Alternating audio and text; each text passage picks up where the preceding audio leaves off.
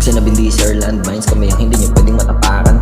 Kung ikaw ay pangahas, pwede naman magangas. Kaso nga lang mahirap kami kalaban. Pasensya na sa mga nasasapawan, asintado direkta kang tatamaan. Kabisado na namin mga galawan. Ganun talaga kapag sniper sa larangan. Nabuo sa gera ang pamilya, kaya bawalang mahina pag pumasok ka sa ganitong daanan. Huwag ka sa amin magpabibo, matuto ka rumispeto pag may DSR sa dulo ng pangalan.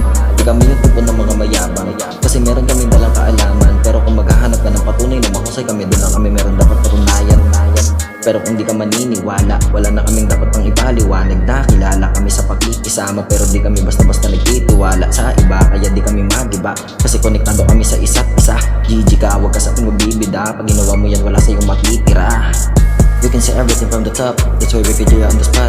Either rap, roll, camera, and liquor, whatever we use. You did after taking a shot, we're just making a noise. So pay attention to me, because I wanted to get distracted. And that's enough for you, so you can go back, because you're stuck in a trap. That's our intro, para sa mga bagito, mga feeling matalino. I'm gonna drop them in the sinkhole. Fuck you sa mga galit sa amin, di nyo kami kayang sirain.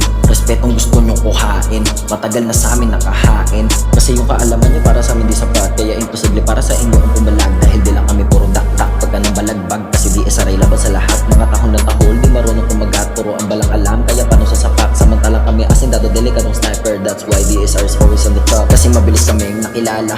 Pumutok kami na parang granada. Tumiraga sa amin di nakachamba, sumabay kaso nga lang di nagkachansa.